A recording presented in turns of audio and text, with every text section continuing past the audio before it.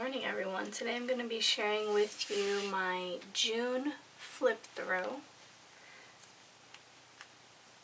So to start, I'm here at the calendar. Just my typical calendar. Not much has been going on this week. From here, I'm going into my dailies.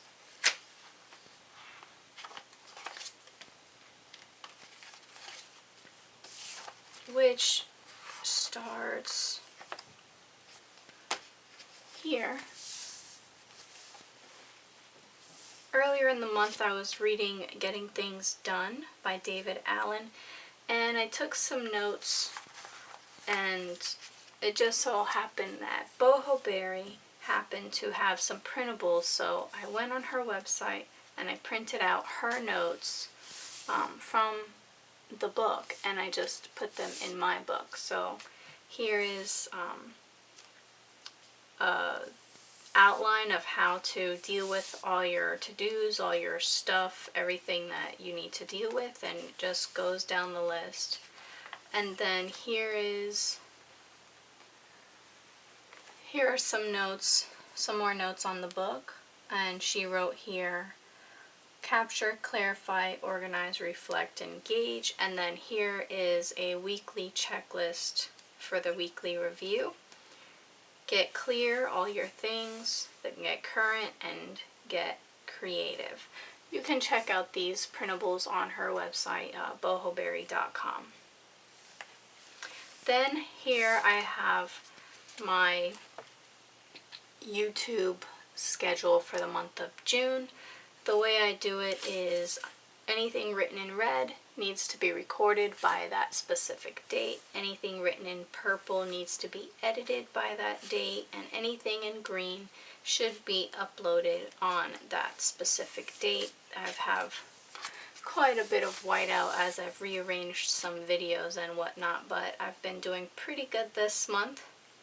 From here I go into my June tracker, and I still have one more day of the month. I'm currently on Wednesday the 29th of June. So here's how I've been doing. Some of my things for the chores have definitely been not as consistent. That typically happens with our family, and especially in summer we're more relaxed and it's not as scheduled. So from my June tracker, I went into my June gratitude and memories, and I like to keep this free-flowing. Anything I have to add for the rest of the month, I stopped on June 26th, so if I have anything from June 27th through the 30th, it'll complete the rest of this space. So from here, I go on into my dailies. So in the beginning of this month, I was trying this system for my to-dos by prioritizing them. And I read this in the book, I can't remember, but I read this in a book after I read Getting Things Done. So I was trying it out, and honestly it just was adding more stress to my life than I needed. So I tried it here on the 3rd, and I tried it again on the 6th and 8th and 9th and 10th. And as you can see, a lot of the things got forwarded, and I just did not really, it didn't help me. It really just stressed me out, because then if I wasn't able to get to it that day, and I had put that it was so important, it just made me feel like poop. So I kind of stopped doing that after the beginning of the month. And here's another daily. So it kind of turns out to be a whole week spread. I'm still keeping track of our weather and the high and low temperatures for the day. I added a quote: God's identity cannot be compartmentalized. God embodies both grace and truth, love and righteousness, justice and mercy. And as you can see, I'm still adding my colored blocks here, and these stand for different things, which I have here written on the back of my journal. So I have a color for each month, and June happens to be this purple. So every day I have a June to-do list or daily spread, or monthly, I put that little purple dot on the same line. The blue here stands for quotes, and this hot pink stands for memories. So, alright, next I have June 18th through the 23rd, and just the same thing. Some things got done, some things didn't. I typically indicate a holiday or birthday or something special about that day with a heart and color it in. Lately I've just been using plain black ink. Before, as you can see, I was using the colored ink to mark off my checks and color in my errands if I did them, but I just have started getting tired of digging through all my colors, and I just want to deal with one pen. So it's easier for me to just do the color in the date header and the weather and just deal with one pen for the rest of the day. So on this side I have a spread, and here I looked up my summer $1 movies that our theater does every year, and I wrote those down with the movies that they're showing on what date, so that maybe sometimes I could take the kids to a $1 movie on these specific dates and times. I also wrote down a couple of reading programs. Alrighty, here is the last spread for the month. This is from June 24th, and it will be all the way through the end of the month. And I'll probably have some blank space, so I might add a quote. Okay. So here's another spread. My youngest, Azariah, wanted to draw a picture for me, so I let him do it in my book, and he drew a beautiful picture with his name and a heart and all of the members of our family.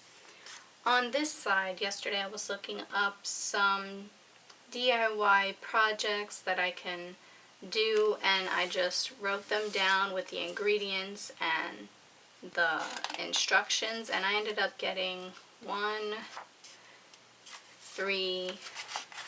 4 complete pages full. Now, since I typically start my month on a spread, this page will be blank temporarily, and I will use that for, I'm not sure yet, whatever comes up. And I'm going to be starting this month's setup right here. Alright everyone, here I'm looking at my June YouTube calendar to get the correct dimensions of each box. I'm setting up my July calendar for my videos. I typically record what days I'm going to be shooting a video, what days I'm going to be editing that video, and what days I want to have my videos uploaded. I upload my videos 3 times a week. Currently on Mondays, I'm working on a Learn to Crochet series, and Wednesdays I post my family vlogs, and lately on Fridays I've been running my bullet journal series. I'll also have some other types of videos on Fridays like organization, recipes, anything like that. As you can see here, I made a big mistake. I wrote June instead of July, but that's okay. I did notice it right away, but I chose to kind of ignore it for the moment and go ahead and finish on what I was doing and come back to that in a little bit.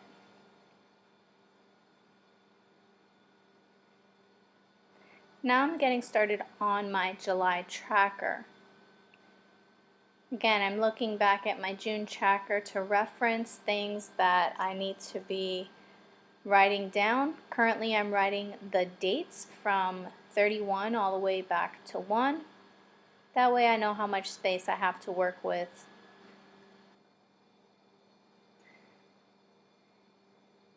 Before I start writing down the actual tasks that I want to track, I'm going to add that little space where I title my tasks into 3 sections.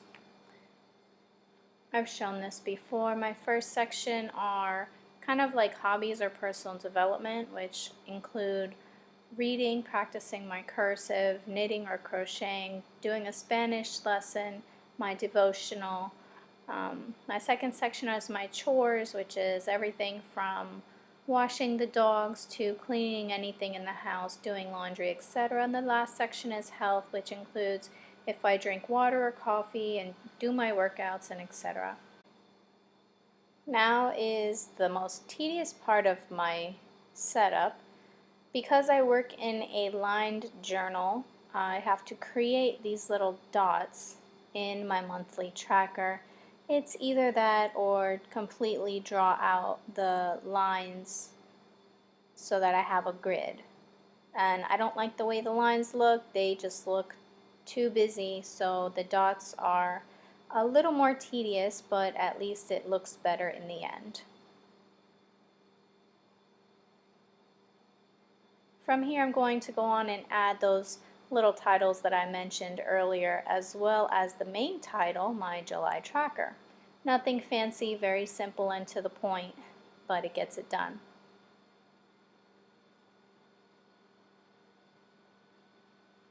Here I'm adding the days of the week right above the date.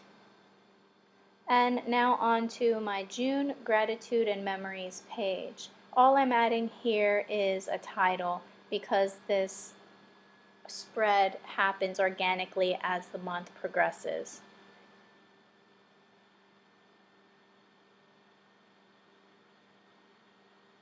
Now to go back to my mistake, and I would much prefer seeing whiteout with the correction on top than leaving it as June and having 2 June YouTube trackers. So I'm going to just erase my mistake and fix it with my pen. But before I write on top of that wet whiteout, I'm going to add in my planned videos for the month. Right here I'm adding in my little key. Red is for the days I record. Purple is for what I edit, and green is upload. So here I have my YouTube calendar on a separate sheet of paper already planned out, and I'm basically just copying it into my journal. Having this calendar has helped me stay on track of my YouTube channel so much, and has helped me stay consistent with it. Sometimes I just get so busy and I forget about my YouTube channel for a few months, or not that I forget, but I just get too busy to really deal with anything regarding it. But this really has helped. I can pre-record my videos and post them in advance, so that way if I have a day where I just can't get to my recording or editing, I don't have to worry about it because I'm already ahead of schedule. And that I love this new spread in my journal. It's helped so much. One thing I do think I will do for my next year's journal is put all of these monthly calendars at the beginning of the year, at the beginning of the book, with the rest of my monthly calendars. So here you can see I'm going over the whiteout and I'm fixing my mistake. Now I'm looking through my iPhone on my iCal, and I'm searching all of the days for any events or appointments that are scheduled on there. And the reason I still use my phone is because it's synced with my husband's phone, and we can both schedule an appointment and it automatically updates us both as to when we have something scheduled. And if I happen to write something in my bullet journal but forget to put it in my calendar, then I go ahead and add that onto the phone so my husband is updated.